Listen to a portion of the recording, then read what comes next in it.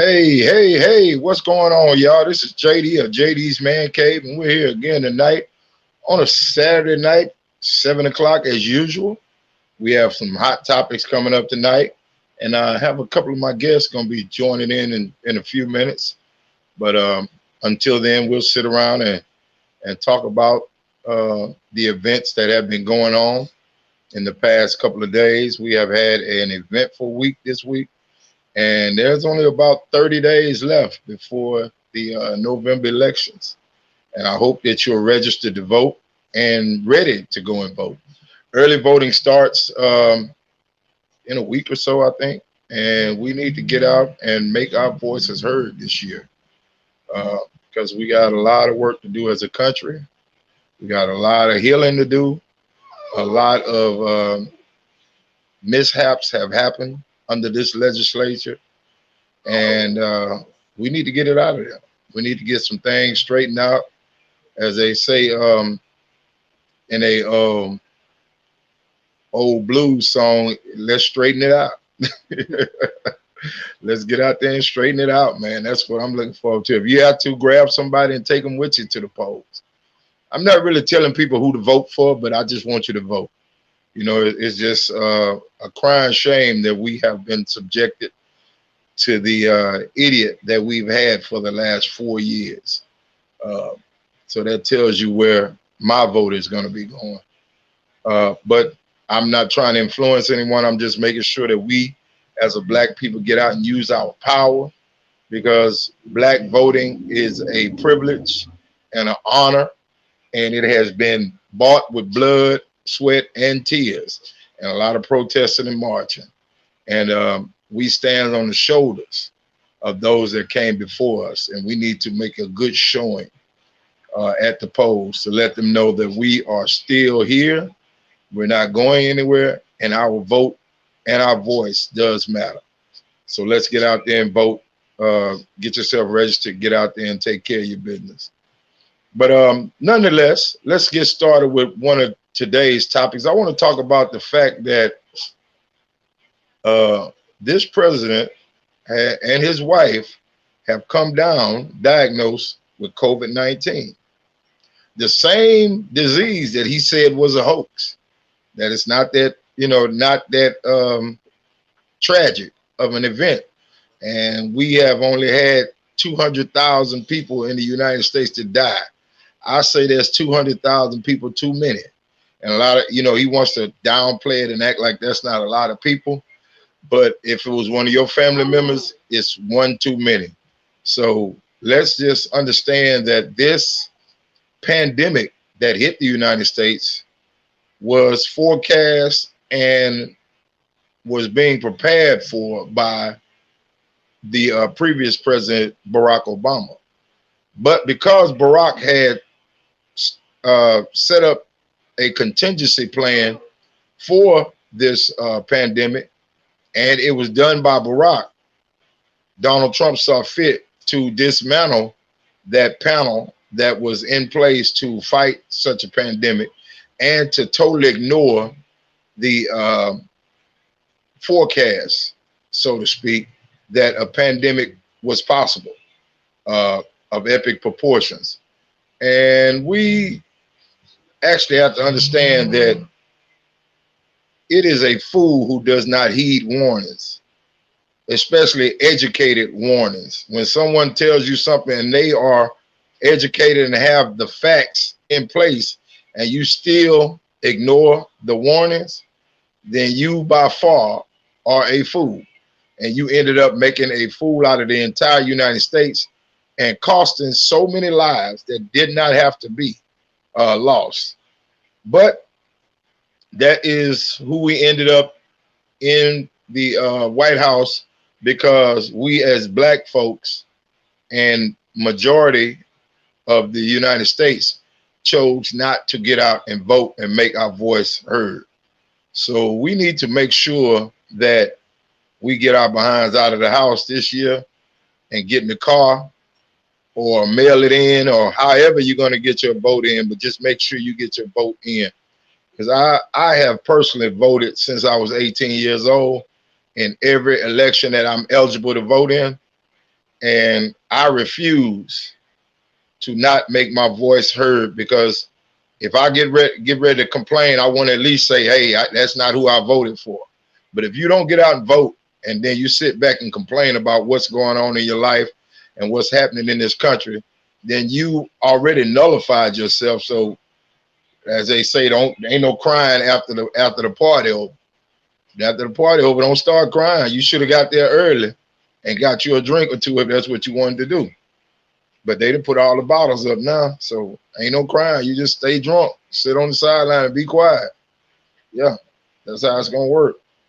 But yeah, we have a president in there who has been diagnosed with COVID-19, and they test these guys every day. So in the White House.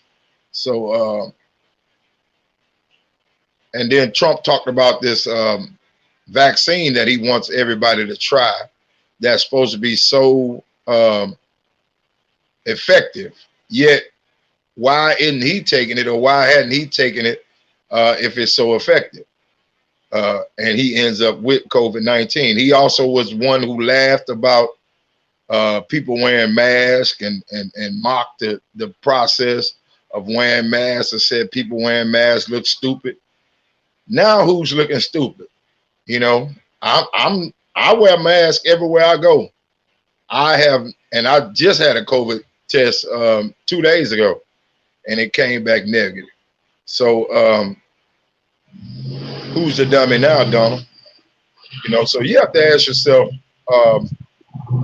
when you are a person who does not heed warnings and does not follow safety protocols and are blatantly ignorant in situations, how well do you think you can run the country? If you can't even govern your own household and keep your own self safe, I don't feel safe with you as the president. That's just my personal opinion, and I think that he is by far the dumbest and most idiotic president that we've ever had in the White House. And America should be ashamed of who we allow to be voted into the presidency. He has made a complete mockery of our democratic system, and he does nothing procedure-wise that has ever been done before. He does not follow procedures. He does not follow protocol. He does not follow, you know, what do they call him? He does not follow tradition, and he does not dictate what a president should be. He is by far just an idiot in office. So we will get past this, you know, with God and us getting out voting, you know. But there was an opportunity that God saw fit to show us just how the heartbeat of America is.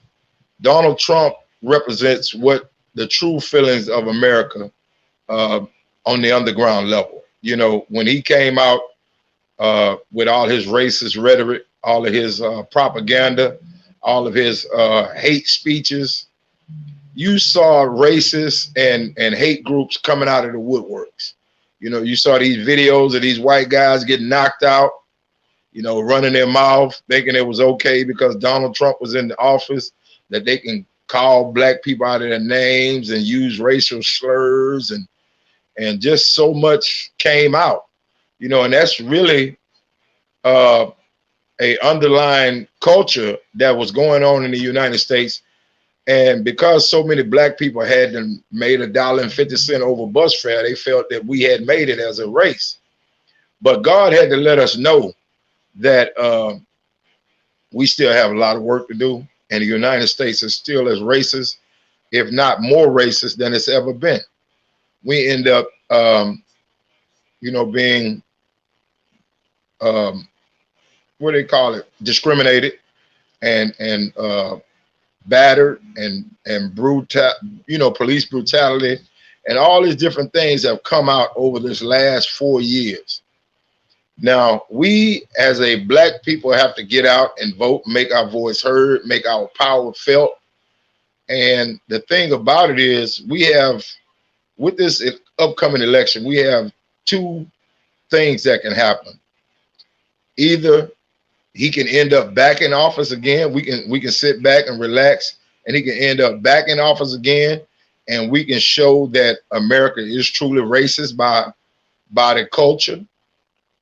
Their heart is racist, and the core of the United States is racist. We can show that by not getting out and vote, or we can actually get out and vote and prove that America is who we say we are. That we are a melting pot, a land of opportunity, home of the free, land of the, what is it? Land of the free, home of the brave. We can actually show that that is our true culture and our true heartbeat.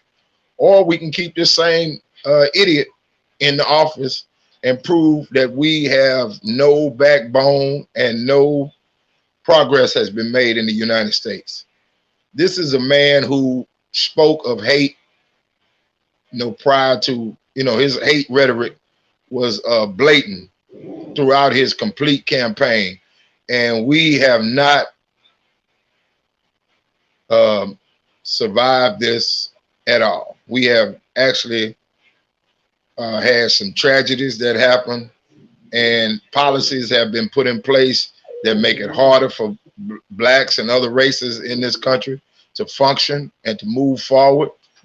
We need to get somebody in office who will help push some of our agenda. I'm not saying that they're going to push all of our agenda, because we have struggled for decades, centuries even, and we are still behind the 8 ball as a race. But at least we'll be able to function in the United States with some form of, some form of where we can make it. Where it's just that we can feel that we have an opportunity, and opportunities are afforded to us as a black race. Yes, ma'am. Take a question. Yeah, go ahead. Go ahead. We got a question. What do you think about these black women for Trump and other African Americans who are stating they are voting for Trump? Well, it's funny that you ask. When you are an idiot, you follow an idiot. And the thing is, these are the same black people who would have been on the plantation snitching. They would have been on the plantation saying, well, at least Master don't beat us on Sunday.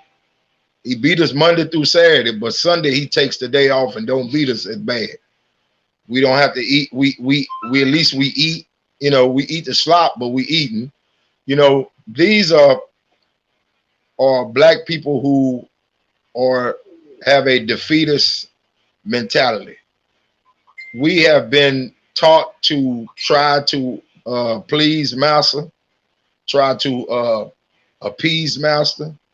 We sympathize and empathize with Master rather than sympathizing and empathizing with the struggle that all black people are under.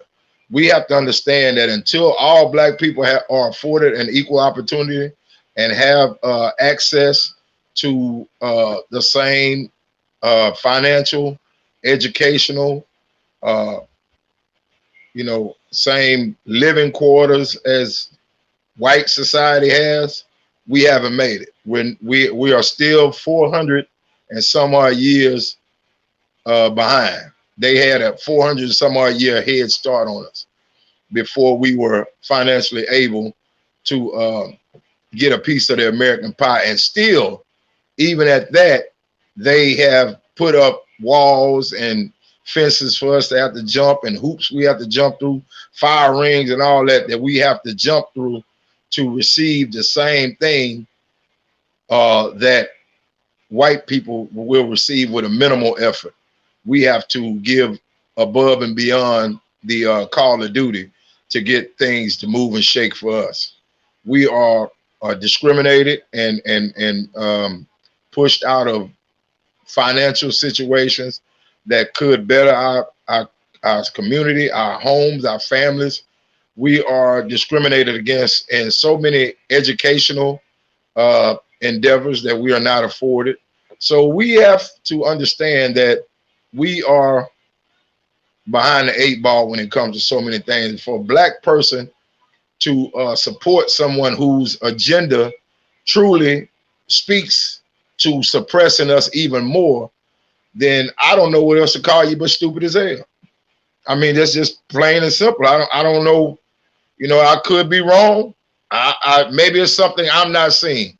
I'm the foremost authority on nothing, but I do know a racist when I see one, and I know that racism affects me directly and indirectly, and it's going to affect our children and generations to come if we keep voting these same type of clowns in this office.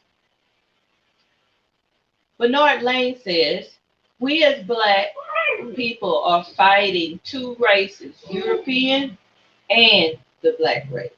Exactly. Well, let me explain something to you, Bernard. I understand exactly what you're talking about, and Europeans, you know, they by nature are against us. We have been villainized since the time we got off the boat over here as black people. So I understand where their hate has been passed down generation to generation.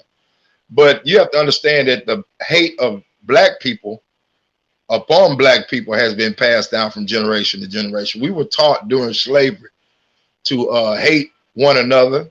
They divided us with divisiveness, light skin against dark skin, you know, field slave against house slave, man against woman. They divided us so many different ways that we hate one another with a passion. And the thing about it is, I have always said this: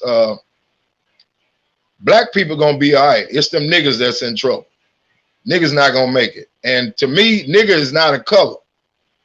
Nigga is a mentality. You know, we were taught that nigga was our color. No, that is not your color, brother. Nigga is a mindset, a thought process. It is a way of being that self-mutilates and self-divisive. It is self-hatred. It is self-misery. And we have so many blacks, whites, even, you know, all of these that are in our society. And we have to deal with that as black people. That, you know, I give people an opportunity at face value to prove to me who they are. But once I see who you are, I deal with you accordingly. So we have to understand, Bernard, that we have a fight. And I know you know it as a black man in America, because you come from the same hood. I've been knowing you forever, Bernard. So we come from the same place. We know that it is a hell of a job just to be a black man and go outside in our neighborhood and make it to our age, day after day. Not to be dead, incarcerated, you know, hurt, injured, you know, had a fatal, you know, be limping or hurt, you know, gunshot wounds and all that. I've never experienced that. And I grew up in the same hood you did. So we know what it takes just to be a black man and what we're fighting against anyway. So let's just understand that we have to fight a lot, brother. That's one thing I tell black men. The hardest job you're going to ever have is being a black man.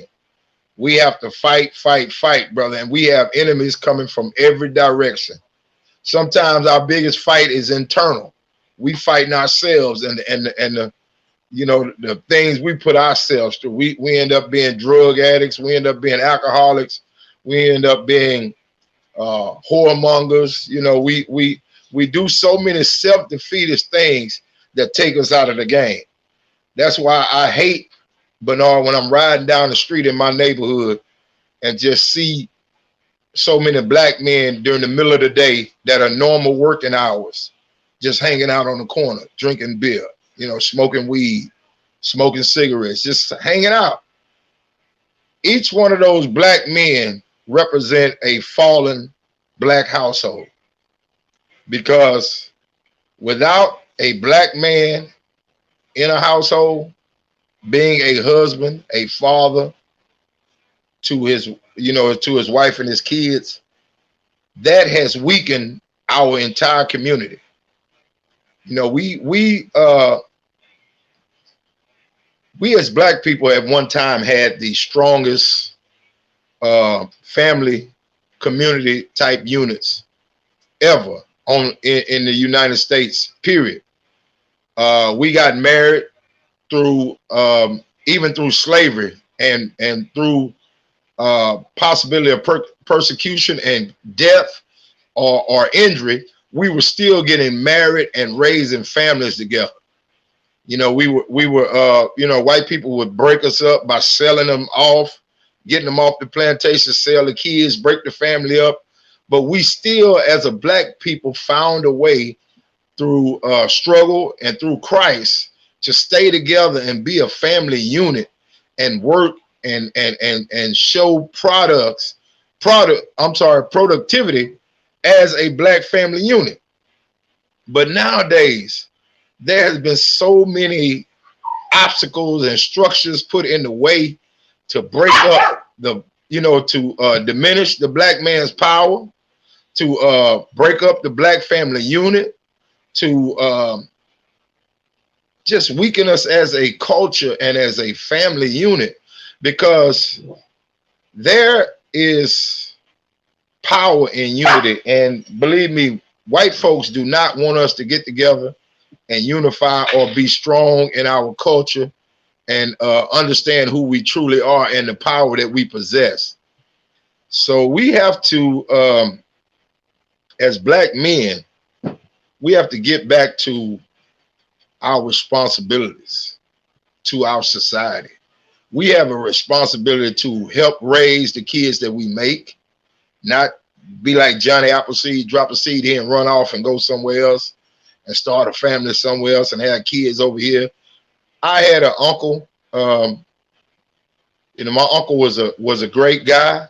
He was a very handsome dude, well spoken, great man, just to be honest with you. But my uncle had so many kids. Some of them met at his funeral. He had so many kids all over the place. He was one of those guys who felt like his stature was determined by how many women he could, deal with at a time and how many kids he had. Like I said, he had children who did not even, brothers and sisters who met at his funeral. They had never seen each other or heard of each other before.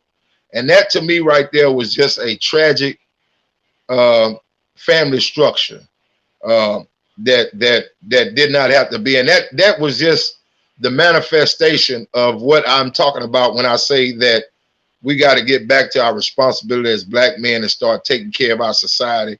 And it starts right here at home with us.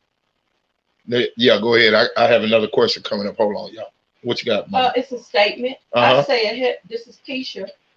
She says, I say a heterosexual woman who says she doesn't need a man is misinformed. Then Bernard Lane says, no, they don't want that. The younger generation is making a strong stance. Well, I understand that because there are a lot of women who,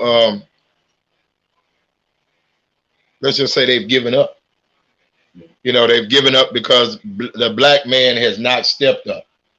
There is a limited pool to fish in, not counting the ones that are in the penitentiary, the ones who are gay, the ones who are not functioning as men, those who are unemployable, those who cannot financially help a woman, but they want to be with a woman. I don't blame some women for, giving up, but to say that you don't need a man is a lie, plain and simple.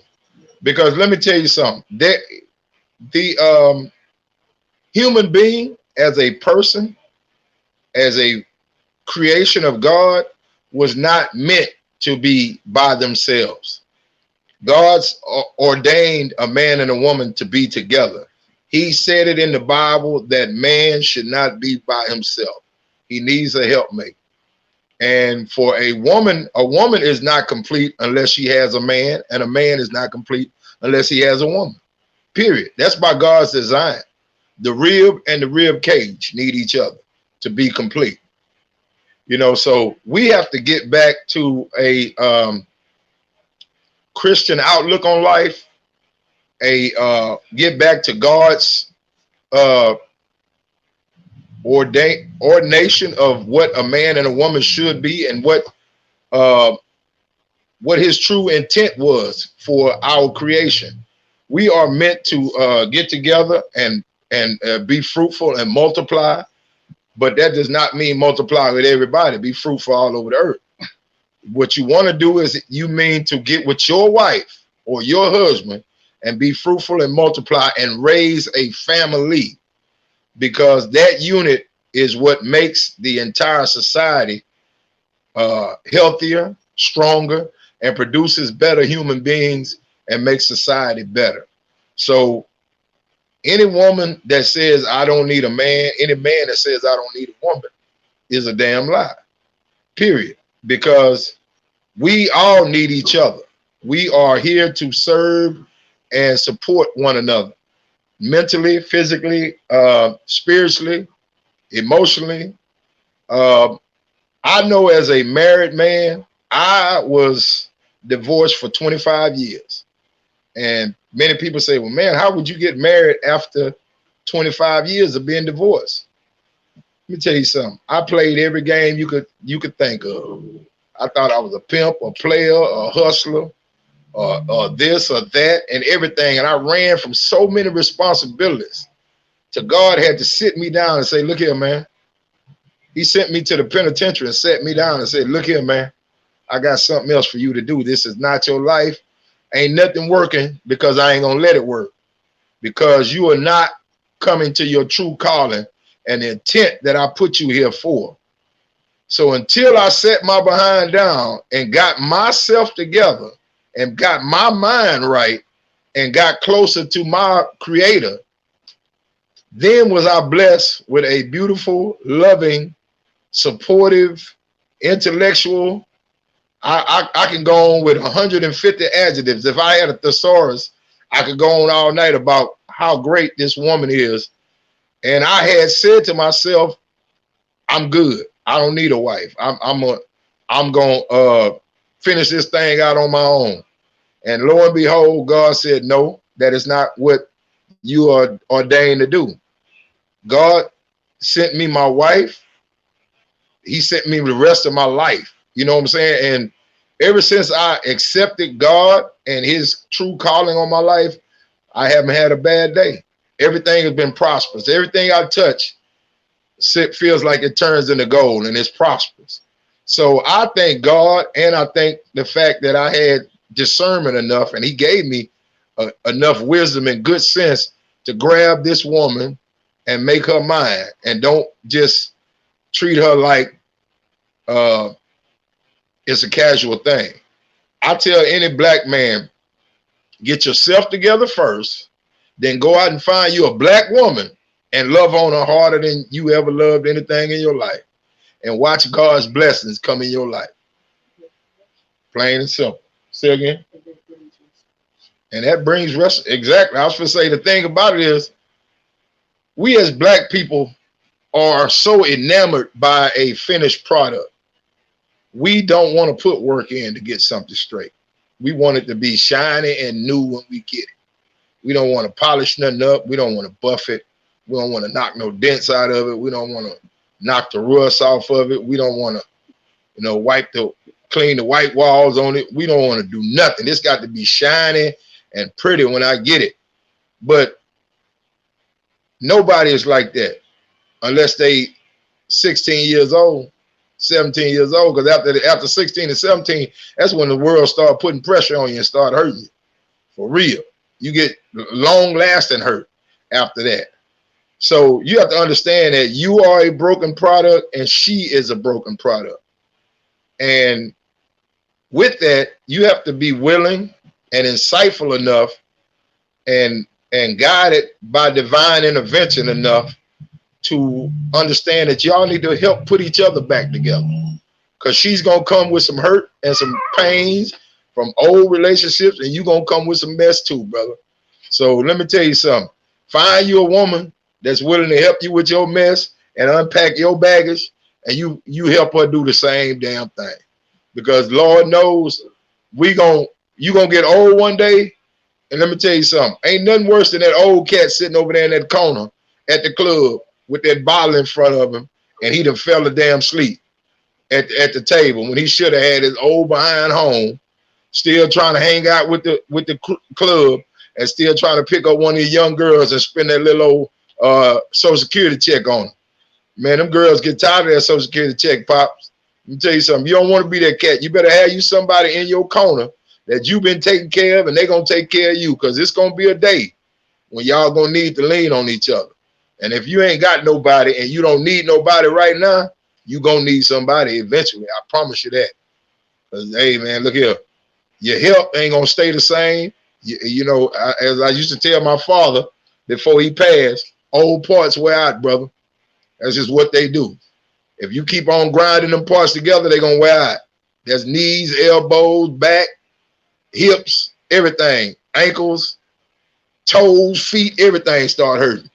I woke up some mornings and my eyebrows hurt. So you tell me what that came from. I ain't lifting nothing with my eyebrows. How in the hell they hurt? But them the kind of pains you end up having in your life if you've been doing anything with your life. And we got to understand that we all are social creatures and we need each other. We need to be loving on each other. We need to be building strong family units. We need to be responsible for one another. We need to be accountable to one another. And, you know, it's just a lot in life, man, that we, like I used to tell people, it's only so long that you can bullshit your way through things. You know, there comes a time when you actually have to put your grown man on and wear it. You know, and I try to tell these young cats that we are, you know, you are a man child. You know, I used to tell, I have to tell my wife sometime because she has 2 young sons, you know, and I tell her, you have to treat a man child different than you do a woman child. See, you could be sensitive and tender with a woman child and sugarcoat things for her and try to be sweet and butter up everything. But with a man child, you got to give it to him straight from the hip, because that's how the world is going to come at him. He's not going to always get talked to right. He's not going to always get treated with respect. He's not going to always get things said the way that he want them said. You know, he got to understand that the world is harsh. I learned that the hard way. You know, well, not really. I'm not going to even lie, because my daddy was a straight to the point cat. My daddy would cuss you out before he said your name real good, and that's just how he was. But he never sugarcoated anything, and it took me a while, because my daddy told me, you know, one thing. He said, look, you got enough friends in the street. I'm not going to be your friend. I'm going to be your dad. He said, you're going to be mad at me right now. You may even hate me, but one day you're going to love me and respect me for everything I put in you. See, because you have to instill certain things in a black man for him to make it in today's society, because society is not going to even favor him. He has to understand before he leaves that house as a man that the world is against him. And if you don't equip him to fight and be ready to fight and you know, understand that he is in a real fight, you are setting that man child up for failure. And he will be that cat that's living at his mama house when he's 45 years old. He's still in the same damn room he grew up in. He still got Prince 1999 posters on the damn wall that he had on his wall when he was in high school. And here it is, 2020, Prince dead. And he still got them posters up on his wall, because he ain't never grew up out of being that 16-year-old kid that you babied and pacified all his damn life.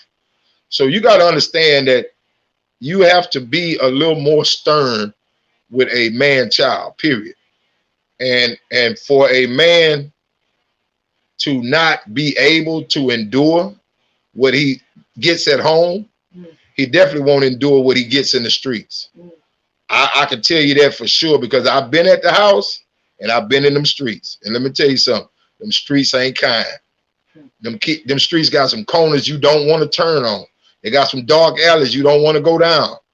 They got some misfits and some mental midgets out there that you don't want to run into. And you know, there's some guys out there who mean nothing but harm to whoever they come in contact with. And you have to be able to discern how to maneuver and get out of those situations, or not to even get involved in those situations.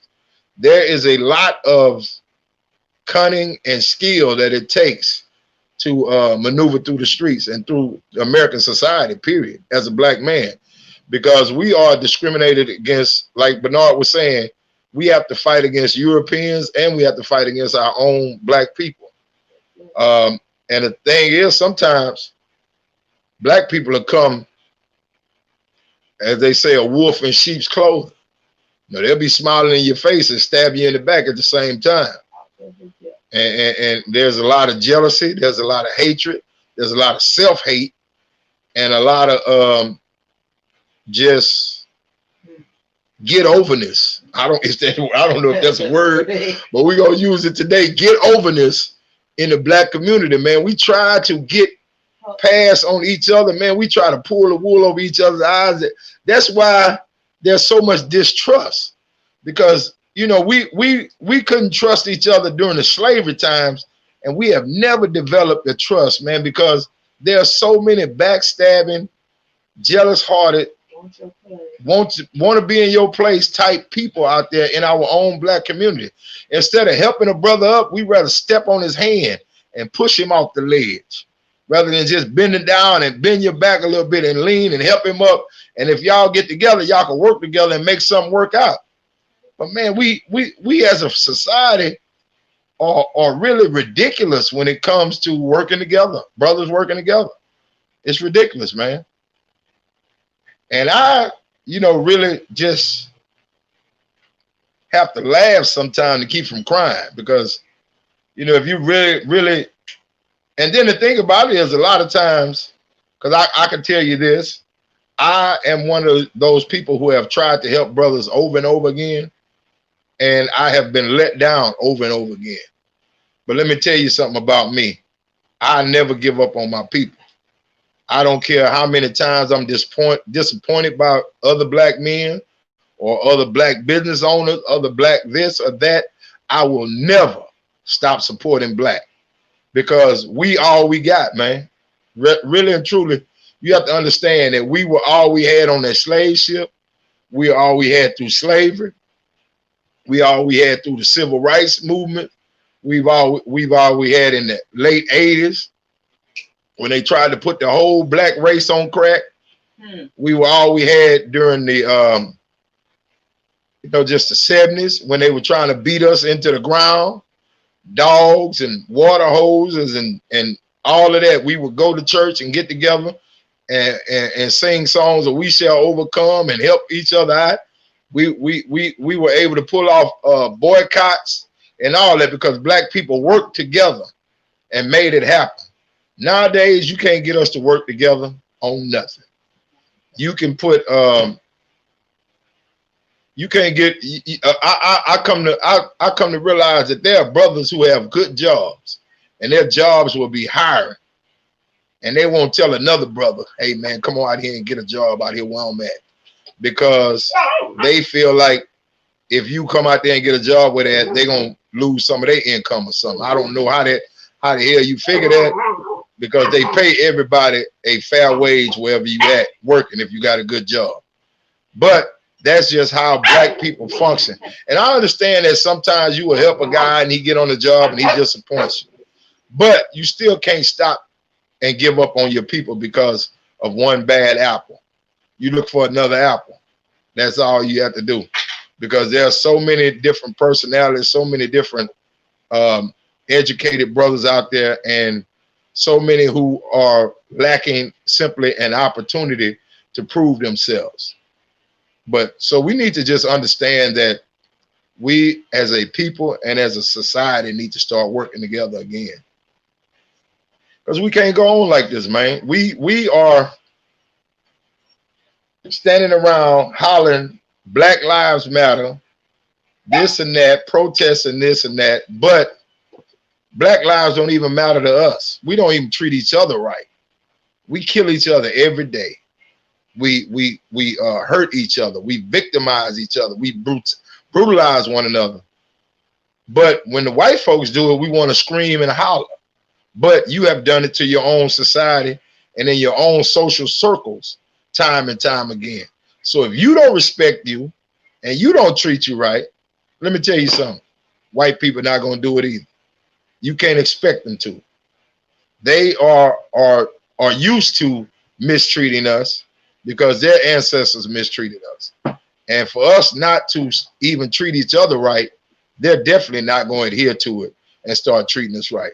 So I understand the Black Lives Matter mantra, but let's make Black Lives Matter for real. And not only holler and shout about it, but let's show some Black Lives Matter action. Get out and help one another and get out and vote. And let's, turn these protests into action. Let's, realize the dream that Martin Luther King had and Malcolm had and so many other great leaders before them and after them have had. But we got to quit looking for a person to be a leader, Black men. And we got to be leaders in our own home first. Leadership starts with you. Black man, I am calling on you today, as of today. I want you to, if you can hear my voice, I am giving you a challenge. Get yourself together, brother. Stop all the smoking. Stop all the drinking. Stop all the cursing. Stop all the taking yourself out of the game. Get up, go find your job. Go get you some skills. Go to school as long as you can. Get as much education as you can and use it. There's one thing to get education. It's another thing to make it practical and use it. So I'm saying this first because that is the first thing you need to do is get yourself together. Then once you get you together and you get yourself on a good streaming path, I want you to find you a good Black woman. And I do mean that, find you a good Black woman. And that's just all it is to it. And she may have kids already, but that's okay. That's okay. What you do is you get with that Black woman and you help her with them kids. And you take the responsibility that another one of us walked away from. You see what I'm saying? Because each one of us have to take up the slack for the other. Because that's how a community works. You see what I'm saying? So I know them may not be your kids, but you treat them like they're your damn kids. And you treat that woman like that's your wife. And make her your wife. Make an honest woman out of her. And quit lallygagging your life away, brother. Quit, because that's all you're doing. You are taking yourself out of the game. And that's all the white people want to see you do. That's one less one of us that they have to deal with. So if you nullify yourself, I don't want to hear you talking about the white man is keeping you down, because there's no white man assigned to keeping you down, brother, when you already keeping your damn self down. Get your butt up earlier than 11 o'clock in the morning. Get your behind out there and clean yourself up and go find you a job. Go fill out some applications. Get on the bus, on a bicycle, skateboard, whatever you got to do to get there. But go and get yourself some gainful employment and start getting yourself together.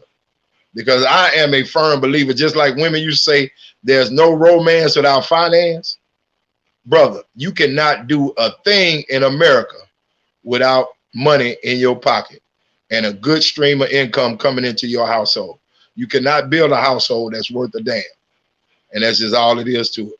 There is no romance without finance. And I don't blame you women for that.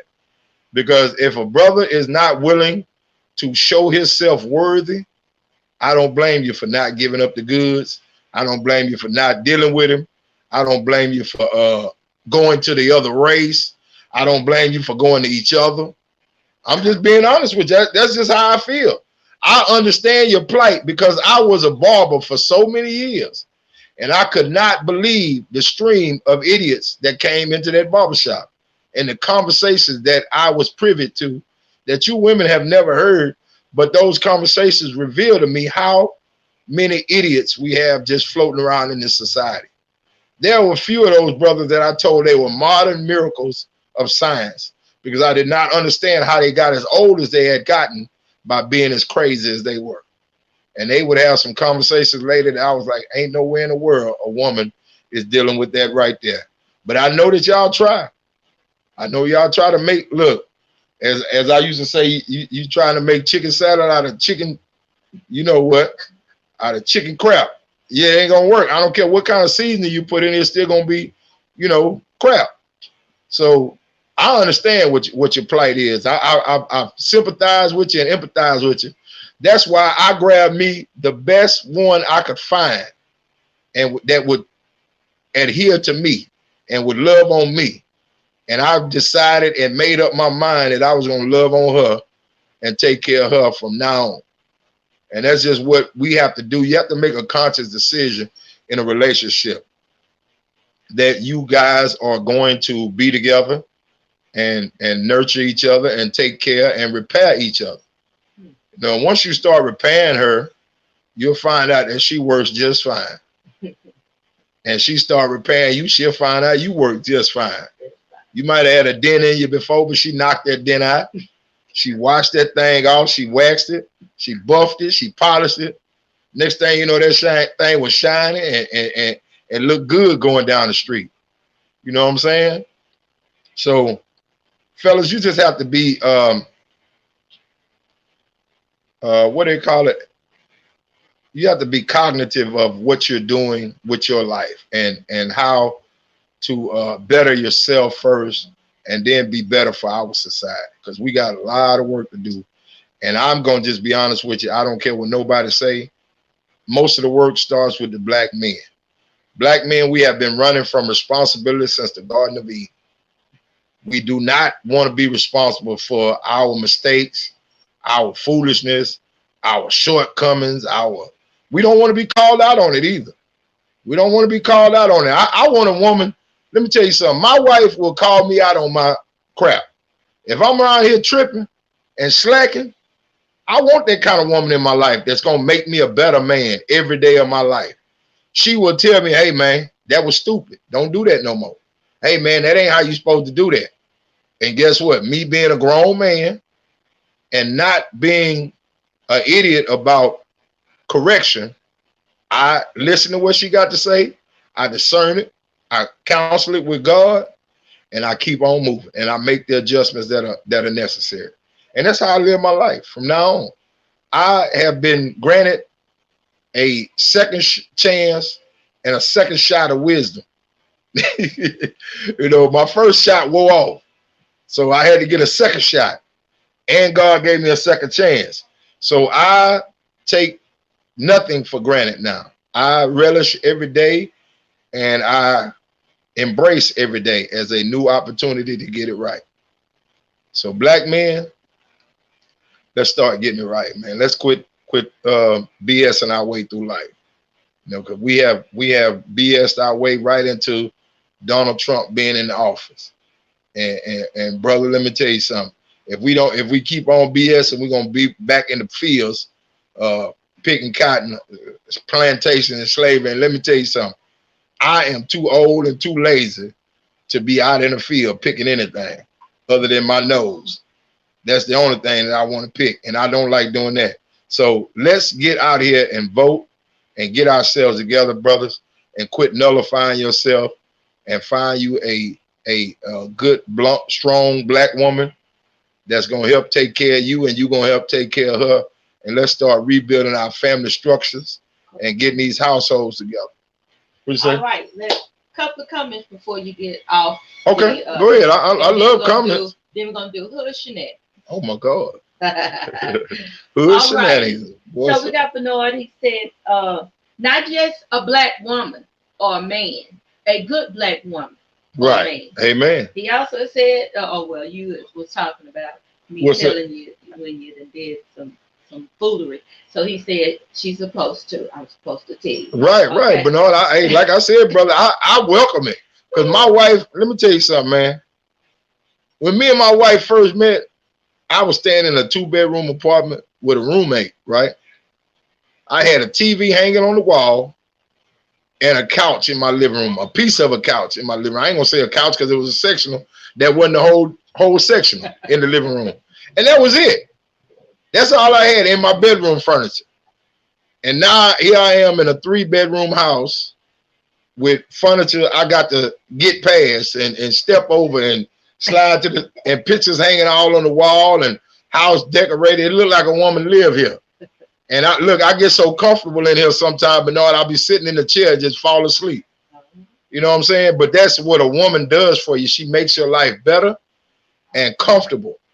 And I love it. I'm not gonna even lie to you. And like I said, at one point, I thought I was gonna be a player till I died, brother. I was a self-professed player. I'm gonna play until the last day, baby. Okay. But I couldn't. His comment was, I don't want no woman letting me be foolish out here. Exactly. Let me tell you something, Bernard. But let me give you the last comment. You are a representative of her, and she is a representative of you. And you right. She ain't a good woman, ain't gonna let you be a fool out there.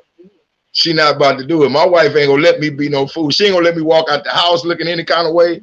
She gonna be like, baby, you don't need that right there. Take that off. You need to put something else on. Let me iron that for you. Let me fix that right there. Let me straighten this button up. You know, I get all that, but no, sometimes I feel like I'm a dress-up doll around this house. But hey, man, let me tell you something.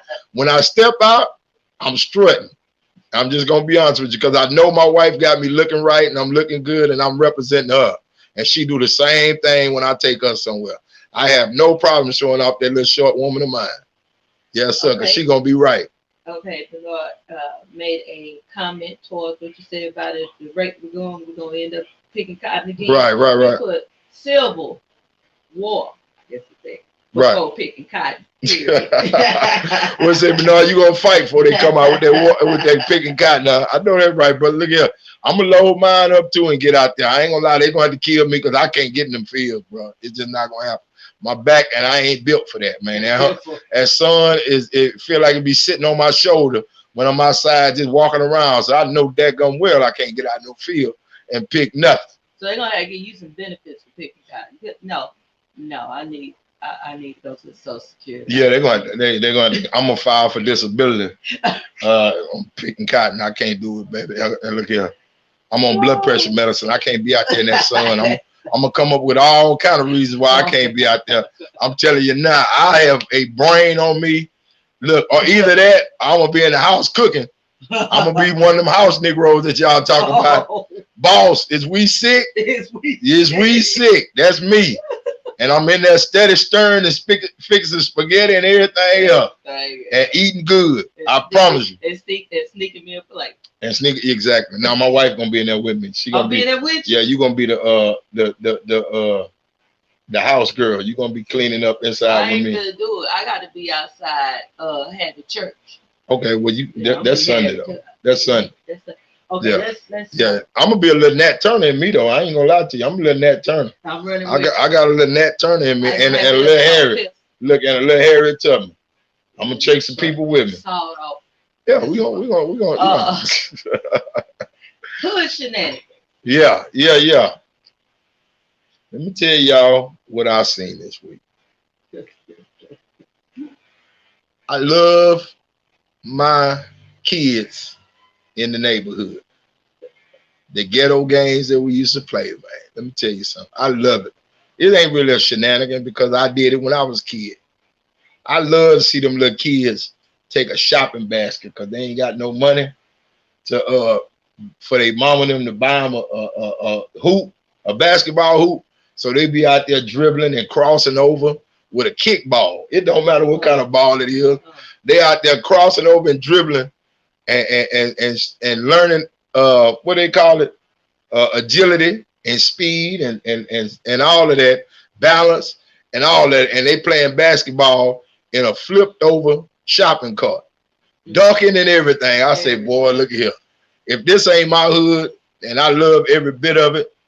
We had ghetto games from day one, baby. We played games like 4 square, 1 hot, all kind of stick ball. You know what I'm saying? We played hot ball, whatever. We played all kind of ghetto games, man. Let me tell you something. There is so much creativity and ingenuity that can be harvested out of our neighborhoods, but we don't give it an opportunity. We don't nurture it. We don't support it. We don't raise it up right. We don't guide it right. We just let it fizzle out, because these young kids in our neighborhoods are born with ingenuity, creativity, insight, enlightenment.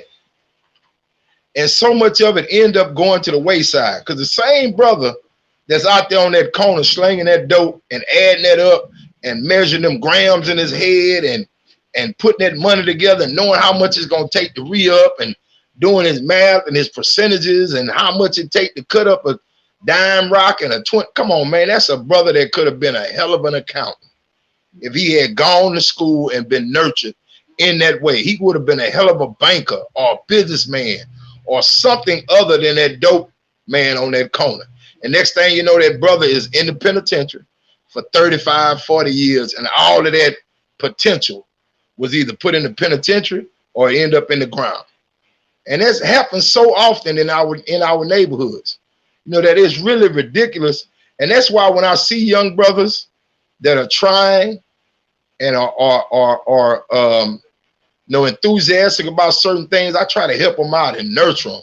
And look here, man, because I wish that a lot of young men had the opportunity that I had. I had uncles and a father who grabbed me and said, hey, man, look, we're going to show you how to do this. We're going to show you how to do that. I knew how to drive an 18-wheeler when I was 14, 15 years old because my dad was a truck driver. My uncles were truck drivers. And we were taught to be earners, just like in the mafia. You know how they say you're an earner?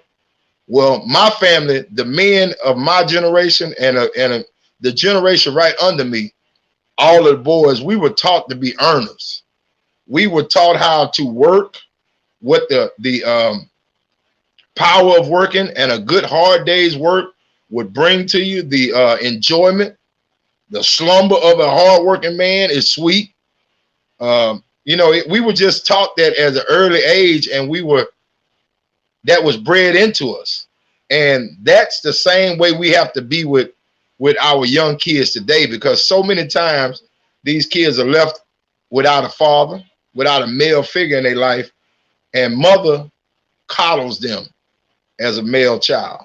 And they are raised without that being put in them.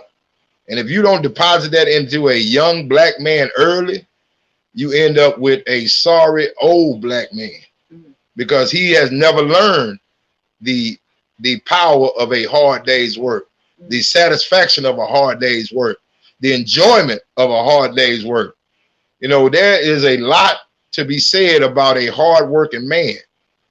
Don't get me wrong. You can be hardworking with your mind too. It doesn't always mean your back, because let me tell you something. I got smart as my back got older. I had to learn a new skill and get my behind in a barbershop where them clippers weren't so heavy. So I had to evolve, but I still had the same core values throughout my evolution. See, so you have to understand that we as black men, like I said, I'm going to just stay on you brothers. I don't care about you getting mad, man. Let me tell you something. I'm speaking from experience. We got to make it happen, brother.